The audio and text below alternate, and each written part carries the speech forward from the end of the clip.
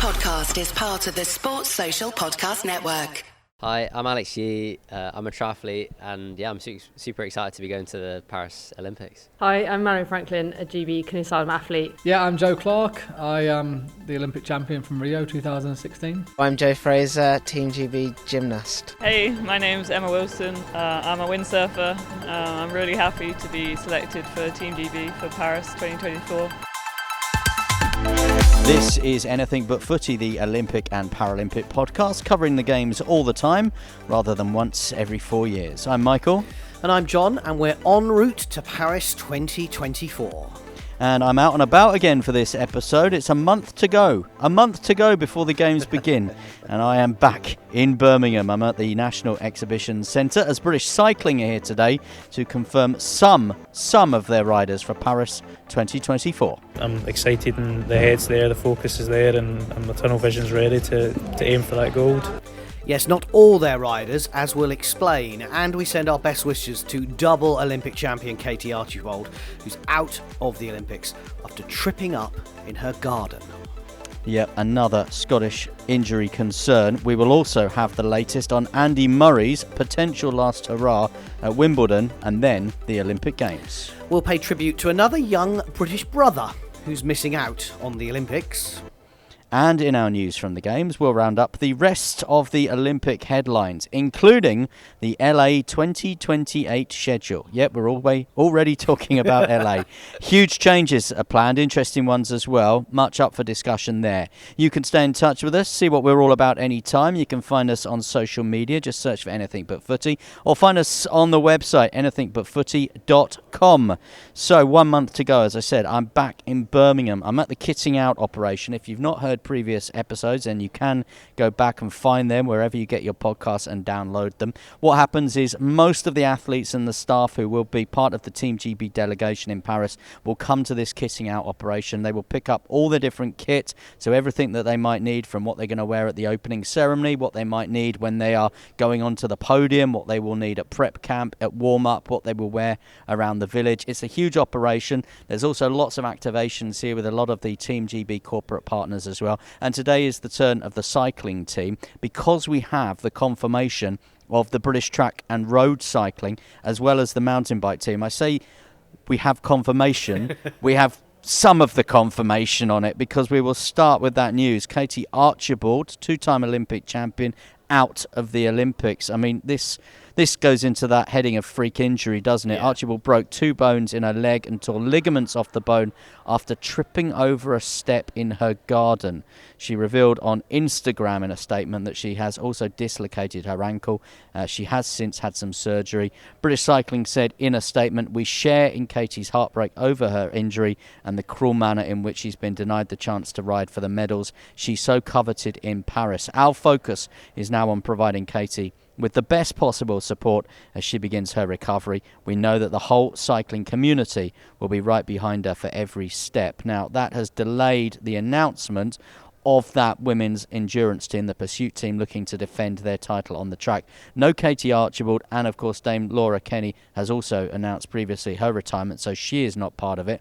What the BOA, Team GB, the British Olympic Association, have confirmed today here in Birmingham is that 20 men and women have been selected to go to the Games. 10 are Olympic debutants. Tom Pidcock will look to defend his mountain bike title and take part in the road race too. So we do have a team then on the road for the men's road races and the time trial. Ethan Hayter, Fred Wright, Stephen Williams and Josh Tarling. Josh Tarling is one, I think, in the time trial, certainly is one to watch. A medal hope there, European champion, a world champion bronze medalist in Glasgow last summer. Hayter, incidentally, will also switch to the pursuit team and ride on the track as well. The men's track endurance team will be Ethan Vernon, Ollie Wood, Dan Bigham and Charlie Tanfield. Mark Stewart, the Scotsman who won a medal at the Gold Coast Commonwealth Games, will travel as a reserve. The men's track sprint team, Tokyo silver and bronze medalist Jack Carlin part of that, along with William Turnbull, Ed Lowe, and their travelling reserve is Joseph Truman. And the women's track sprint team leads is Katie Marchant, won a medal in Rio. This will be her third Olympics. She will be joined by Emma Finucane, the world sprint champion, Sophie Capewell and Larry Thomas, the travelling reserve there. And we have some mountain bikers as well. In the cross country, Evie Richards, the world and Commonwealth champion, is recovering from an injury but is in the team. Ella McLean-Howe also in that team.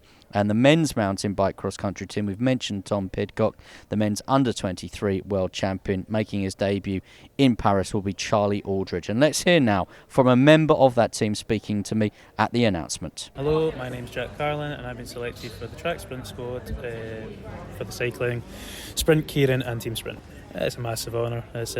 Last time obviously was a bit different to this time. Last time we had COVID and there was the uncertainty of it actually even going ahead. This time obviously we've now got hopefully a full velodrome, no face masks, and it's pretty exciting.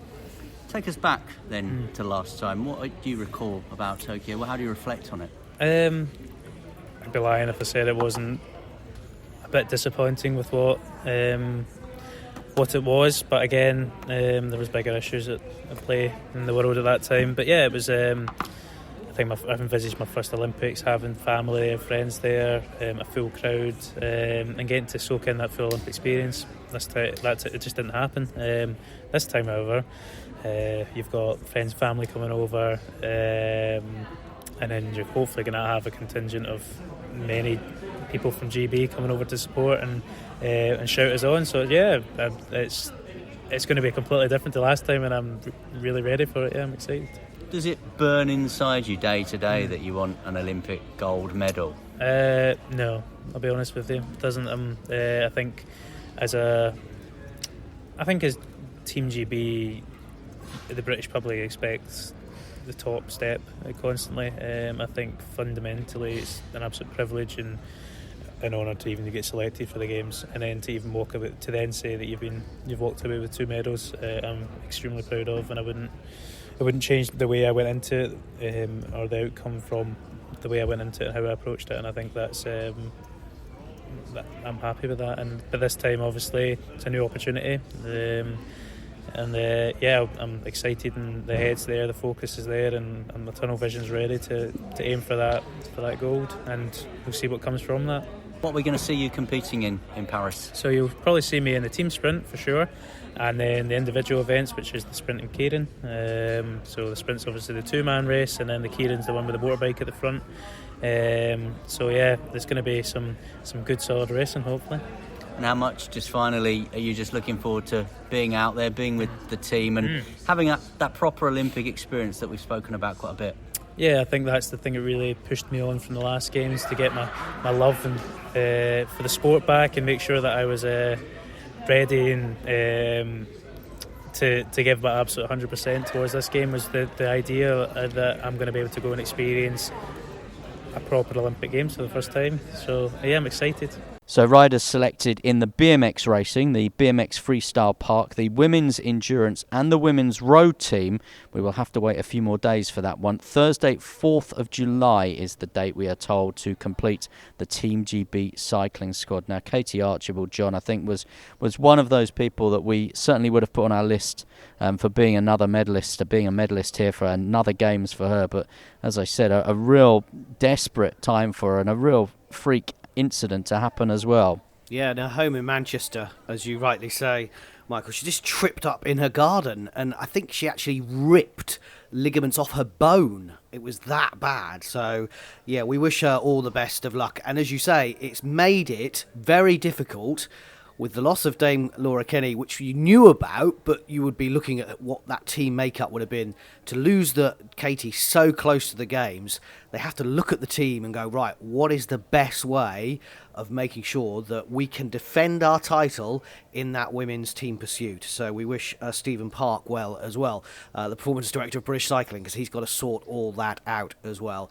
And it's been an awful couple of years for Katie Archibald. She came back, of course, and did brilliantly at those World Championships in Glasgow that you mentioned earlier, that amazing event that took place, because she'd previously lost her partner and fellow cyclist Rob Wardell as well, who died from for cardiac arrest. So an awful couple of years since becoming double Olympic champion in Tokyo, and hopefully, as British Cycling rightly said, that everybody is on Katie's side, and we will hope to see her back on the track in the not too distant future. You're listening to Anything But Footy.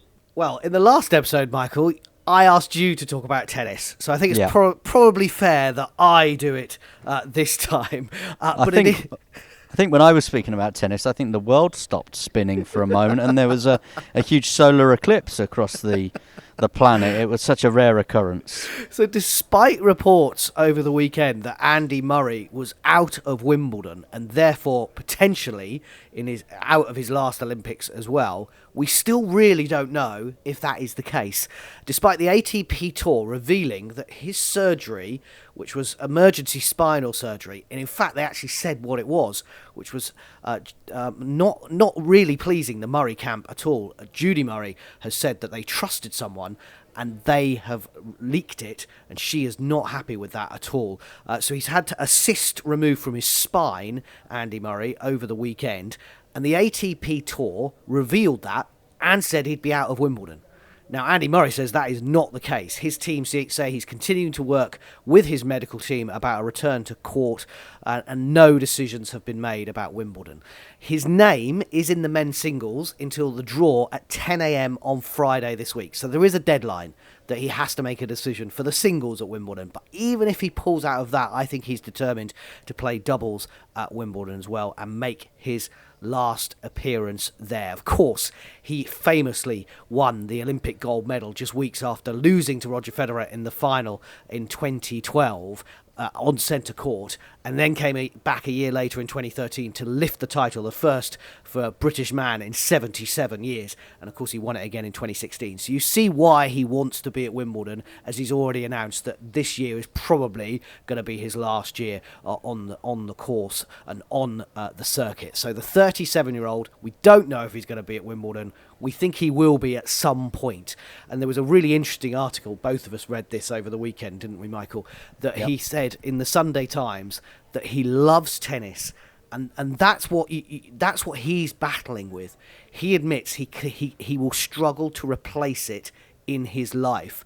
But what I would say to him, if I got the chance to talk to him, is he's got an amazing family, and you don't want to be hobbling around in the future. So, you know, there will be opportunities for him to have an amazing career outside of tennis. His 1,000 wins, his 738 victories, his 46 titles, his 2 Olympic golds, his 3 slams.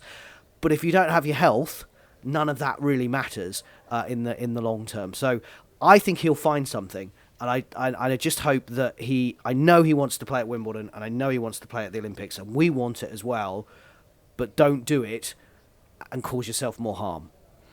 Another one of those heroes of London 2012, and we've talked quite a lot over the past year or two about how those people we cheered on at that home games 12 years ago are one by one just stepping off the stage at the moment. We've mentioned Laura Kenny in this one. We know that Andy Murray will be stepping off that stage shortly, and for Jonny Brownlee as well, also another one stepping off the Olympic stage, not by his own choice, I would have to say. A huge shock, I think, following the announcement of the final 3 members of the Team GB triathlon squad. And that huge shock was that 3-time Olympic medalist, Tokyo champion, the man that said Olympics, completed it, mate, after his gold, silver and bronze in 3 successive games, not selected, won't be going to Paris 2024 as an athlete. Instead, what Team GB have done is they've selected an athlete, I think, for the future, and an athlete with that mixed team relay in mind, and that is 26-year-old fellow Yorkshireman Sam Dickinson. He's been chosen to make his Olympic debut, so he will line up in both events. So he'll line up alongside Alex Yee in the individual.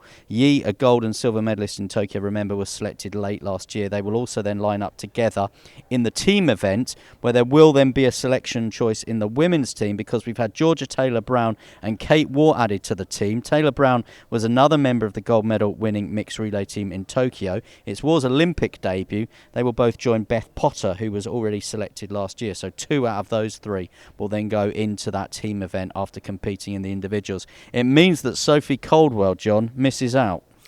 Yes, and we do know that she appealed that decision, like Jonny Brownlee did as well, until they were found that Team GB were going to stick with the decisions that they made. And Sophie put a statement out on Insta that said, "I didn't want to be in this position, feeling let down by my federation, by their process and inability to follow selection policy." She said she's disappointed, sad and angry at British triathlon. And Caldwell, of course, was the part of a very successful England mixed relay team which won gold at Birmingham 2022. it's not going to go away, but the decision has been made. And I would say, as you said, probably the first big surprise with Jonny Brownlee and Caldwell as well not being selected, and the first big surprise of these Olympic Games. I will just say on Jonny, though, along with his brother Ali, and you spent a lot of time with them while you were working in Yorkshire Radio with them, Michael, that those two changed the face of a single sport in this country,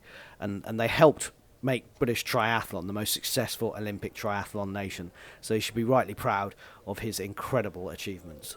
Yeah, and I would say this to any Olympic, Paralympic sport who may well be listening at the moment. If you think that triathlon only came into the Olympics in the year 2000 in Sydney, and in less than quarter of a century, the programme that has been built up because of the Brownlee brothers, and not just the elite programme, but the grassroots programme, what they've done with the Brownlee Foundation, the Triathlon Centre in Leeds as well, in just over 2 decades, I think is a lesson to any other sport that if you get the right people, and it needs obviously the right funding, you can create a world-class programme from scratch in not that long of amount of time, relatively speaking. That's what I would say about that. And on Sophie Caldwell, I mean, I think it all boils down to, the classification of the relay out in Italy.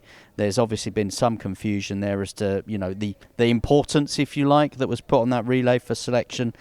She's clearly upset and hurt that she's not been selected for the team. We have tremendous amount of sympathy for her, but, these performance directors are paid to make these decisions. They will have the data and the statistics and everything in front of them day in, day out to make the decisions.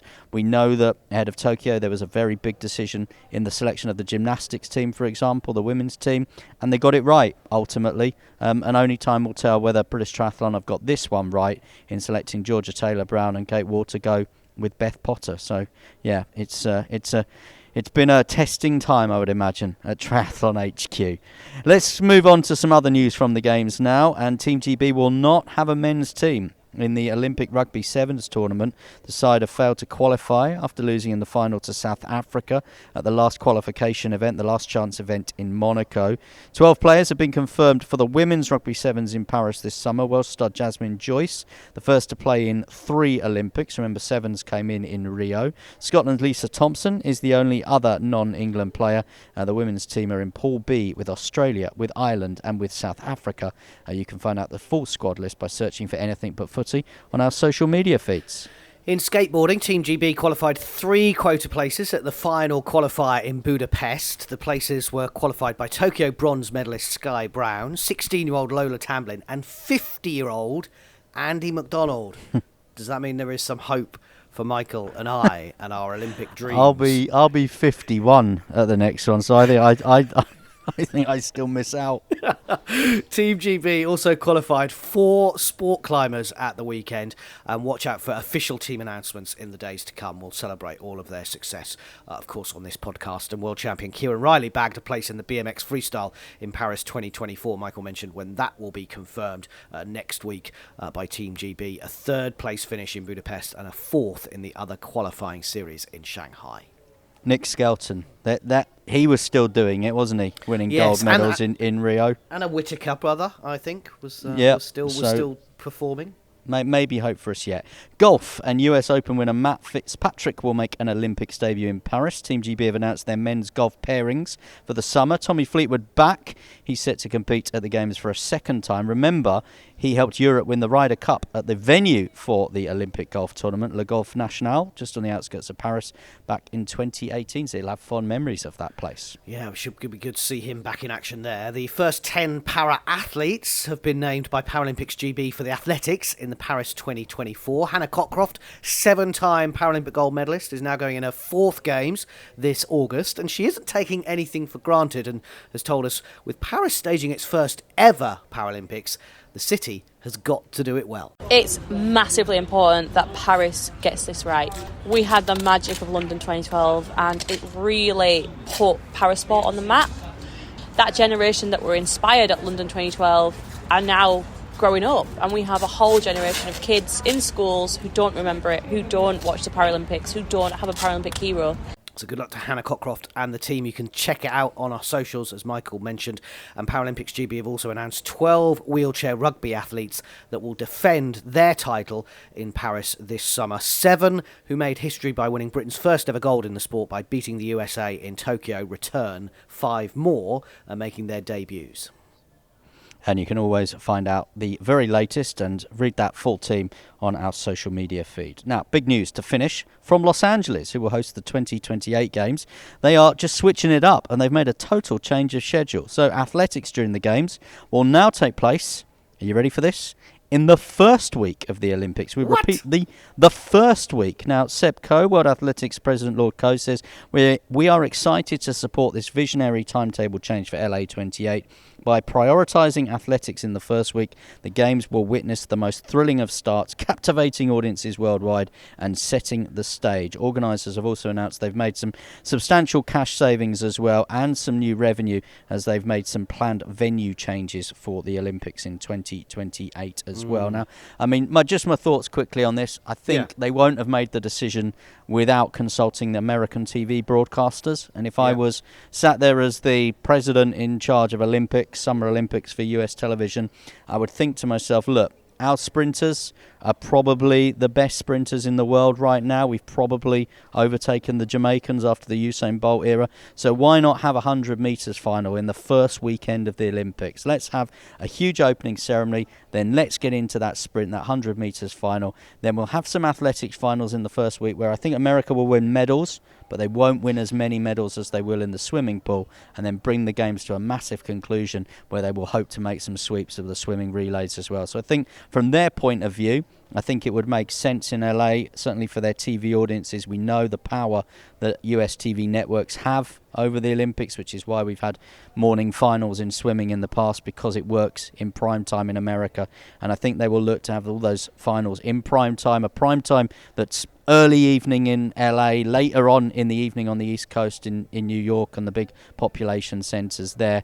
And I think fair play to World Athletics as well. They've welcomed it. They know that they will still command huge audiences and a lot of eyeballs and a lot of interest on their sport in the first week. And yeah, I think it's interesting. I mean, we've always said, haven't we, the Olympics constantly needs to evolve and try new things. That's how it gets its energy.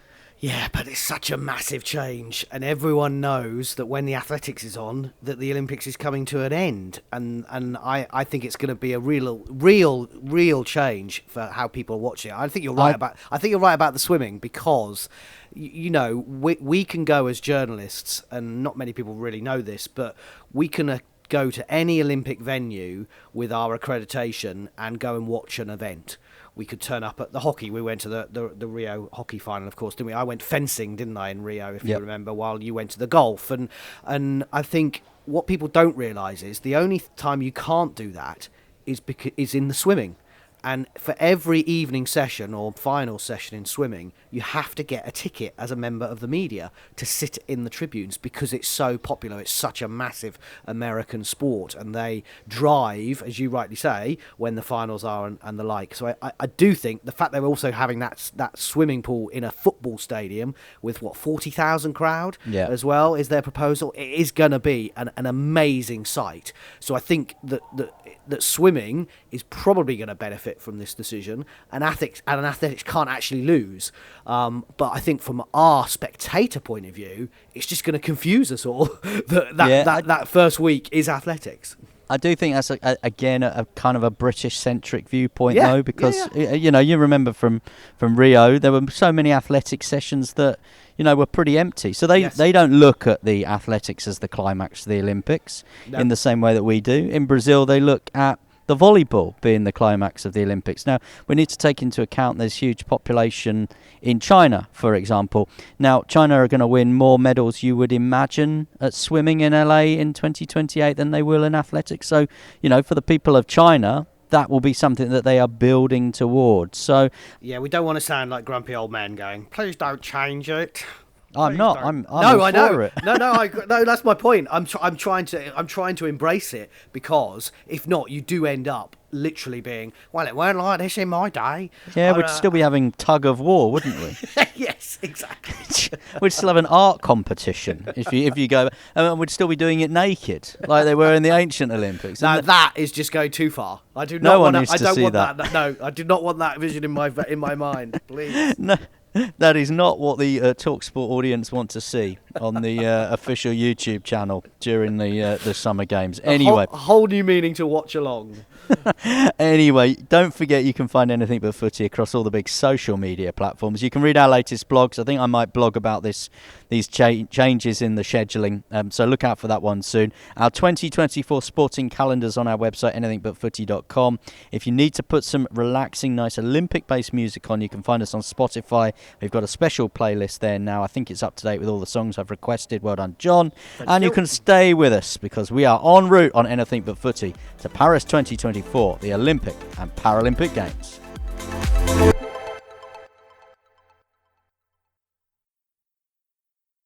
Sports Social Podcast Network.